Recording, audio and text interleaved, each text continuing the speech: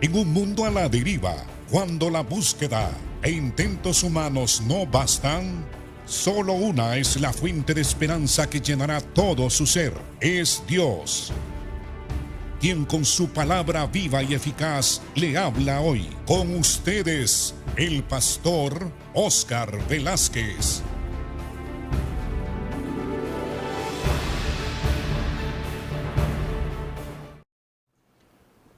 Dios les bendiga, amados. Continuamos con el estudio de Romanos capítulo 12. Es como decía el día de ayer, es la parte práctica. El capítulo 11 termina en el verso 36 que dice: porque de Él, o sea, de Dios es todo. Por Él y para Él son todas las cosas.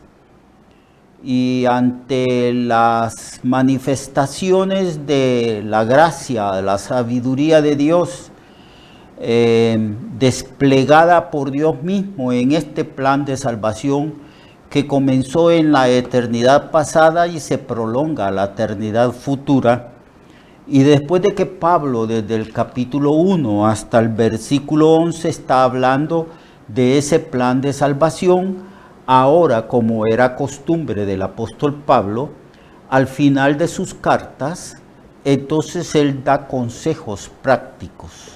Él enseña a la iglesia cómo poner en práctica, en vigor, todas las enseñanzas, todos los principios que él establecía en las cartas, porque el Evangelio es eminentemente práctico.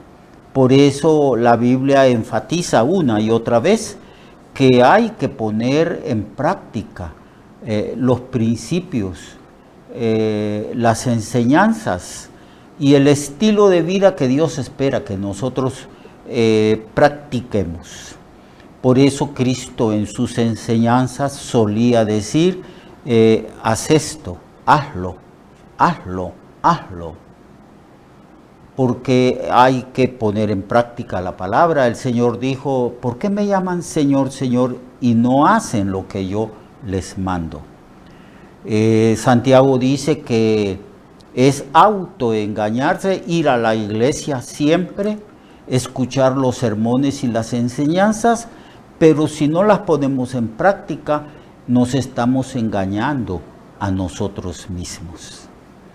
Entonces Pablo en el capítulo 12 llama al creyente a una rendición total. Y eso es lógico, que nos rindamos totalmente a Dios y nos entreguemos a Dios y vivamos por Él, porque de Él y por Él y para Él son todas las cosas. Y para Él somos nosotros. Por Él somos nosotros. Para la gloria de Él tenemos que vivir. Entonces es lógico que Dios, que Pablo nos pida, inspirado por el Espíritu Santo, que nos demos totalmente a Dios, que vivamos para Dios, que nos consagremos totalmente a Dios. Un llamado a rendirnos por completo al Señor. Así que en el capítulo 12, hermano, leamos, verso 1. Así que, hermanos, os ruego por las misericordias de Dios que presentéis vuestros cuerpos en sacrificio vivo, santo y agradable a Dios, que es vuestro culto racional. No os conforméis a este siglo o a esta época, sino transformaos por medio de la renovación de vuestro entendimiento, para que comprobéis cuál sea la buena voluntad de Dios, agradable y perfecta. Vamos a estudiar estos dos versículos. Leamos el tercero. Digo pues, por la gracia que me es dada a cada cual que esté entre vosotros, que no tenga más alto concepto de sí que el que debe de tener, sino que piense de sí con cordura, conforme a la medida de fe que repartió a cada 1. Así que aquí Pablo nos dice a nosotros que en vista de las manifestaciones de su misericordia, de su bondad para con nosotros, misericordias que Pablo ha estado hablando de ellas desde el capítulo 1 hasta el capítulo 11, conforme a lo que hemos estudiado, leído y comprendido de la gracia, de la misericordia y del plan de Dios y el plan de salvación del Señor. Entonces, ¿qué actitud debemos de tomar?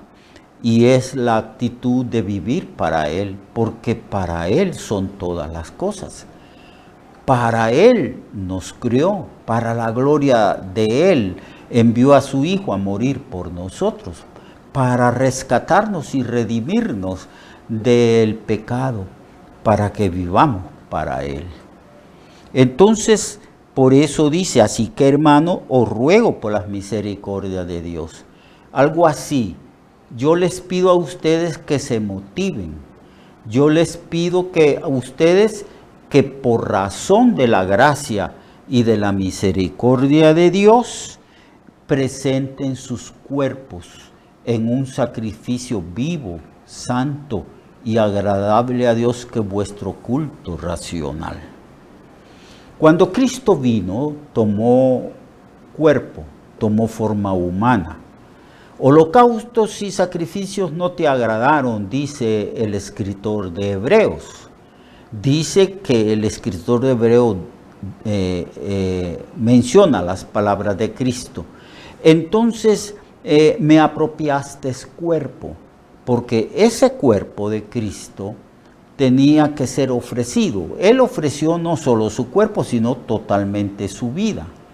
Él ofreció su cuerpo porque en su cuerpo fueron juzgados nuestros pecados.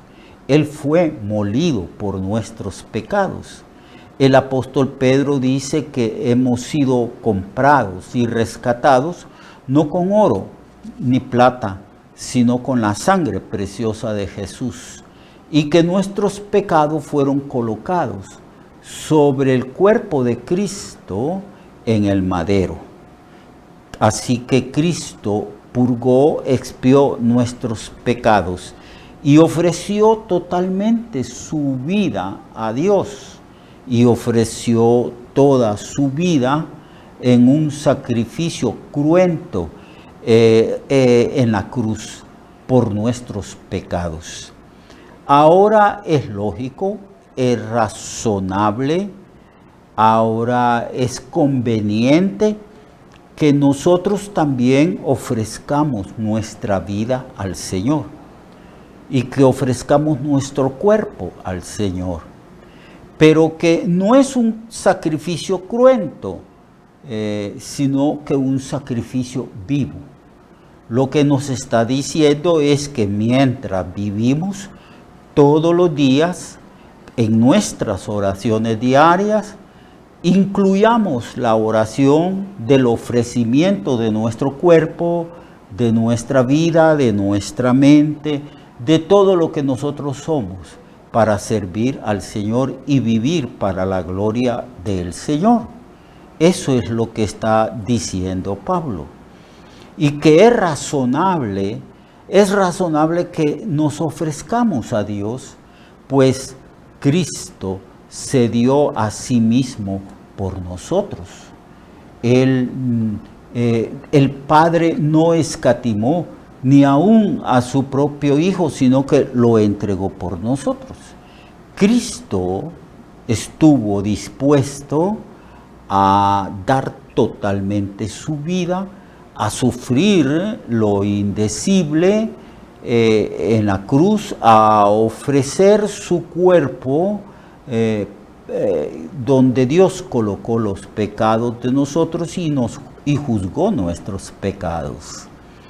Así pues, que si eso lo hizo el Señor, entonces es razonable que nosotros vivamos para el Señor y le digamos todos los días por la mañana: aquí estoy, Señor, yo me ofrezco a ti ofrezco mi vida, ofrezco lo que yo soy como persona redimida, como hijo tuyo o hija tuya. Aquí estoy, Señor. Me ofrezco en sacrificio vivo, sacrificio santo, sacrificio agradable a ti. Haz que mi vida el día de hoy sea agradable a ti. Haz que yo pueda ciertamente recordar que soy tuyo y que no soy mío y que debo de vivir para ti. Eso es lo que Dios espera. Es lo que Dios espera. Algunos teólogos, algunos maestros dicen que nosotros somos sacerdotes de Dios. Cristo como sacerdote ofreció su vida y su cuerpo en sacrificio cruento para expiar nuestros pecados en la cruz. Nosotros, como sacerdotes de Dios, también tenemos que ofrecer sacrificios espirituales agradables a Dios por medio de nuestro Señor Jesucristo. Y uno de los más grandes sacrificios que podemos ofrecer a Dios para glorificar y exaltar a nuestro Señor es el sacrificio de nuestra propia vida. Es el sacrificio de nuestro cuerpo, de nuestra mente, de los miembros de nuestro cuerpo, todo lo que nosotros somos, para el Señor somos. Así que si vivimos, para el Señor vivimos, y si morimos, para el Señor morimos. Así que sea que vivamos, o sea que muramos, hay una verdad grande e irrefutable. Del Señor somos, porque Él nos compró con precio de sangre en la cruz. Así que es un llamado a la consagración, un llamado a la entrega, un llamado a vivir para Dios, lo que Pablo hace en el capítulo 12, versículo del 1 al 3. Es nuestro culto racional, o sea, la forma de vivir de nosotros es un culto, una glorificación de Dios continua en nuestra propia vida, Es un culto racional. Así que uno de los más grandes deberes y de la forma más elevada que podemos vivir como cristianos es que nos ofrezcamos a Él. Aquí estoy, Señor. Ya no vivo yo. Que seas tú, Señor, quien vivas en mí. Esa es la oración. Ese es el ofrecimiento que debemos de hacer cuando en la mañana nos despertamos, cuando nos ponemos de rodillas y le decimos, aquí estoy, me ofrezco a ti, que mi vida en este día sea un culto para la honra y para la gloria de tu nombre. Tuyo soy, toma mi vida, yo la entrego a ti porque a ti te pertenezco. Esa es la oración, la actitud que debemos de tener todos los días de nuestra vida, de nuestra existencia. Luego Pablo dice que no nos conformemos a este siglo, a esta época. Todos los creyentes que han vivido antes, los que están viviendo ahora, los que vivirán después de nosotros, siempre han tenido conflicto con la época, con el mundo, con el sistema de vida que hay en este mundo. Santiago dice que el que se constituye amigo del mundo, amigo y quien vive de acuerdo a los parámetros de la época, del tiempo y del mundo, se constituye en enemigo de Dios. Así que aquí se dice, no os conforméis, no os amoldéis a la época, al sistema de vida, al sistema no se puede llamar valores, sino antivalores que hay en el mundo, sino transformados por medio de la renovación de vuestro entendimiento. Por eso estudiamos las Escrituras, escuchamos los sermones y las enseñanzas, por eso leemos la Biblia y vamos a las librerías cristianas a comprar excelentes libros para cultivar nuestra mente, para renovar nuestra mente. Estamos literalmente desaprendiendo y aprendiendo. Desaprendiendo en el sentido que estamos despojándonos de los falsos valores, pensamientos, filosofías, estilos de pensamiento y de vida que adquirimos en el mundo cuando no éramos cristianos. Ahora somos una nueva creación en Cristo, somos hijos de Dios, somos participantes de la naturaleza divina, ahora tenemos la mente de Cristo, ahora estamos siendo discipulados y aquí está el libro de texto. En realidad son 66 libros y tenemos que renovar, hacer nueva nuestra mente, adquirir la mente de Cristo.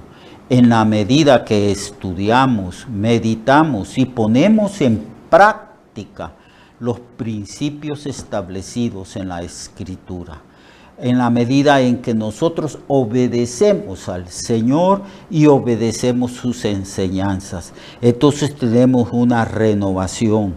Ya pensamos no de la manera como pensábamos antes, sino que ahora tenemos la mente de Cristo. Pensamos como Cristo piensa. Aquí está la mente de Dios. Aquí están los principios divinos. Aquí están las enseñanzas de nuestro Señor. Entonces, no podemos ser cambiados nuestro estilo de vida si primero no cambiamos nuestra manera de pensar. No os conforméis este siglo, sino transformaos por medio de la renovación de vuestro entendimiento, para que comprobéis cuál sea la buena voluntad de Dios, que es agradable y perfecta. Entonces, todo comienza aquí, en el pensamiento. Por eso se dice que somos discípulos. Estamos todos los días, día y noche, recibiendo la enseñanza que el Señor nos da. El Espíritu Santo ha venido a nosotros y esta persona divina, la tercera persona, es el maestro de nosotros, nos enseña, continuamente, de día, de noche, está enseñándonos. Somos sus discípulos y estamos aprendiendo y estamos comprendiendo cómo debemos de vivir y conociendo cuál sea la buena voluntad de Dios, agradable y también perfecta. Dios tiene una voluntad. La voluntad de Dios para mí, la voluntad de Dios para usted y para cada creyente que hay en el mundo es buena, es buena. Dios nunca hará algo que nos perjudique. Es buena y es agradable. Es un gozo conocer la voluntad de Dios y poner en práctica sus principios y sus palabras. Buena, agradable y es perfecta. Es perfecta. La voluntad de Dios es perfecta para su pueblo. Él nos conoce a cada uno de nosotros y Él sabe cómo tratar con cada uno de nosotros. Así que es maravilloso esto. Pero si queremos hacer la voluntad de Dios, si queremos vivir una vida agradable a Dios, una vida que sea una ofrenda para el Señor, no se nos olvide que tenemos que renovar la mente. Porque uno es lo que uno piensa. Uno actúa según lo que uno piensa. Uno actúa en este mundo de acuerdo a los criterios que tenemos en nuestra mente. Pero la Biblia dice que todo creyente debería de tener la mente de Cristo.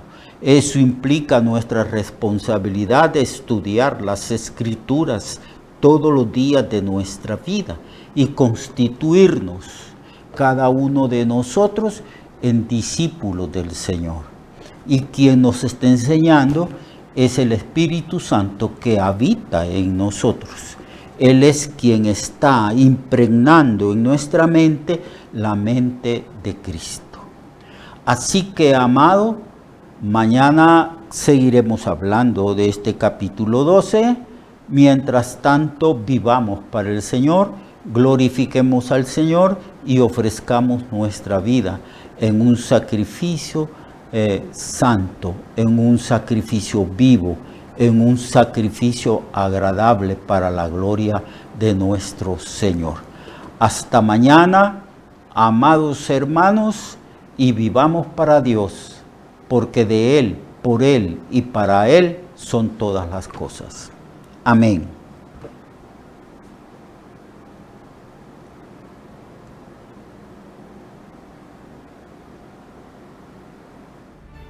Recuerde que su vida puede cambiar y mejorar, porque la palabra de Dios es viva y eficaz, y más cortante que toda espada de dos filos. Hebreos 4:12. Nuestra oración y deseo es que esta palabra predicada lleve mucho fruto. Le esperamos en el próximo programa, a esta misma hora y en esta misma estación. Esta es una producción de Ministerios Reflexionarte, en colaboración con Cirkenu Network. Sus comentarios son bienvenidos. Escríbanos al correo reflexionartehn@gmail.com o al 504-9802-6186. 504-9802-6186.